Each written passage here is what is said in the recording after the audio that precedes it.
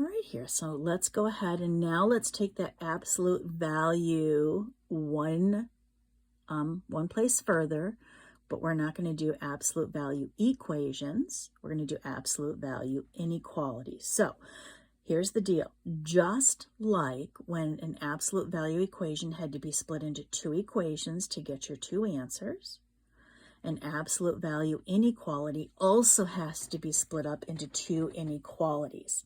You split it up to get a compound inequality. Remember, we did compound inequalities a couple of sections ago. So the big question is, when you split it up, is it going to be an and or an or? Remember this from compound inequalities. And it's very simple. If it's a less than, it's going to be an and. If it's greater than, it's going to be an or. And of course, that's including less than or equal to and greater than or equal to. And then you're going to proceed with those compound inequalities like we had before. So if we look at this one, it's a very simple one. Look, I'm going to split this up into two separate inequalities. X is less than 3. Now, because this is a less than, it's going to be and, which is going to be very important. X is, now, here's the deal. In the second inequality, this inequality sign flips. So it's going to be X is greater than negative 3. You not only have to flip the symbol, you have to change the sign of the right-hand side. So if we do our 3 graphs, and again, if you can do this without the 3 graphs, that's fine. I probably won't do the 3 graphs for every single one. So remember, and means intersection. So if I want all values less than 3, all values greater than 3, and if I want the intersection, in other words, where do they overlap, you can see that they're going to overlap everywhere from 3 to negative 3. So my final solution will be all values from negative 3 to positive 3. So any values in here should check into our inequality. So for example, 1 should check into our inequality. Well, if I plug a 1 in here, does it work? Sure, because 1 is less than 3. If I plug in a negative 1, does it work? Well, what's the absolute value of negative 1? Well, that's 1, and yep, 1 is less than 3. What if I plug in a negative 4? It should not work. If I plug in a negative 4, the absolute value of negative 4 is 4, and it doesn't work because 4 is not less than 3.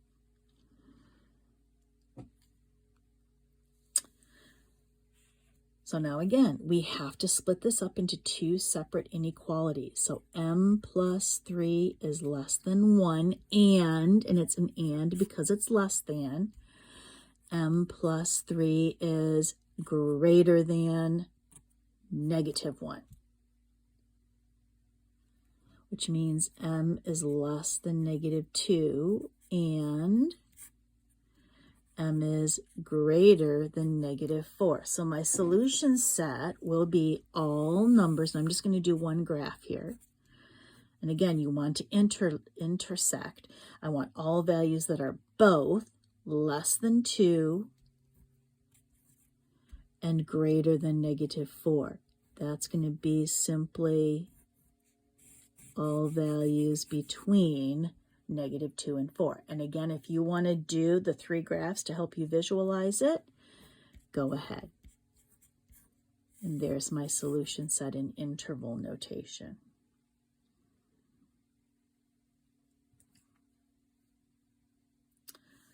Well, let's do this last one with a less than. This time it has a less than or equal to. So again, it's going to be split up.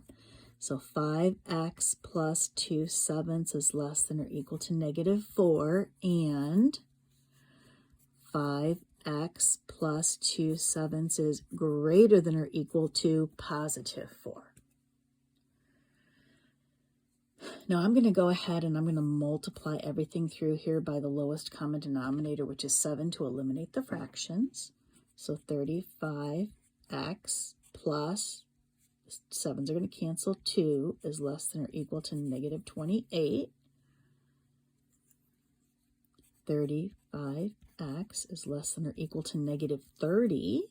If I subtract 2, x is less than or equal to negative 30 over 35, which you can see is going to reduce by 5s to negative 6/7. If I do the same thing over here, multiply that, I'm going to get 35x plus 2 is greater than or equal to 28. 35x is greater than or equal to 26. Well, this is ugly. X is greater than or equal to 26/35. Remember, it's an and.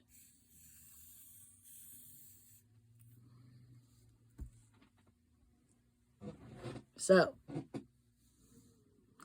I want to see where these things overlap. Well, I'm going to do the 3 graphs here because I want you to be able to see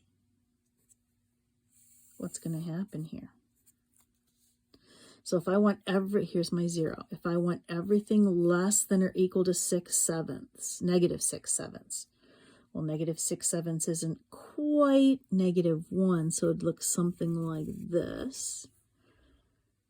And then if I want everything greater than or equal to 26 over 35, which is not quite 1, it would look like that. Remember, it's an and, so I want overlap. Where do these graphs overlap? They don't. The answer is no solution. Now look at this original inequality. If you can look here and see that that's no solution, that's a bonus. Look.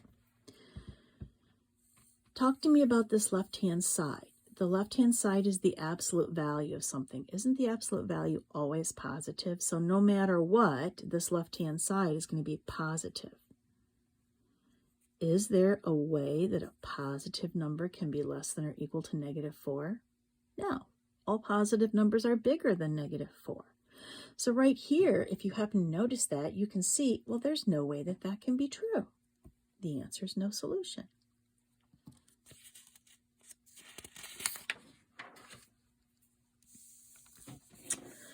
All right. Look at this one. So this is a greater than, which means it's going to be an or, which means it's going to be a union. So it would be x is greater than 4 or x is less than negative 4.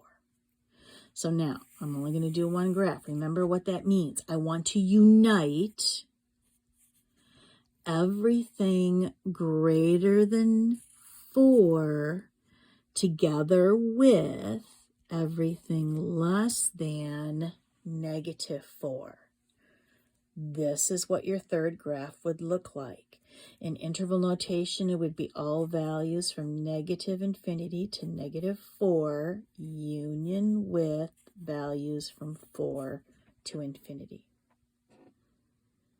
So, if you think about it, anything between here should not work. So, for example, if I plugged in a negative 1, that's between here.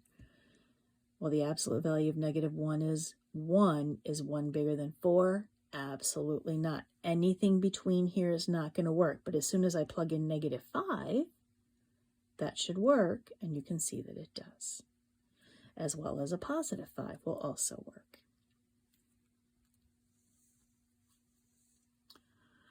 All right, let's split this up. And again, it's going to be an or. So y plus 3 is greater than 4, or y plus 3 is less than negative 4, which means y is greater than 1, or y is less than negative 7. Can you see that if united on the graph, oops, there should be a 1. This is negative 7 down here. If I unite, because it's an or, everything greater than 1 together with everything less than -7 on one graph, that graph is going to look like this. So it would be from -infinity to -7 union with 1 to infinity. And again, you can check anything in here, nothing should work. So if I plug in -5, let's see what happens. If I plug in -5 plus 3 is -2. That makes it a 2. 2 is not greater than 4. All right, a couple more. So, just like with equations, before you split this up, you have to have the absolute value totally alone on one side. So we're going to have to subtract 11 here. So the absolute value of x plus 1 is greater than -2. It's greater, so it's an or. So x plus 1 is greater than -2, or x plus 1 is less than +2. Let's solve each one. Subtract 1. X is greater than -3, or if I subtract 1 here, x is less than 1. Let's do 3 graphs for this one.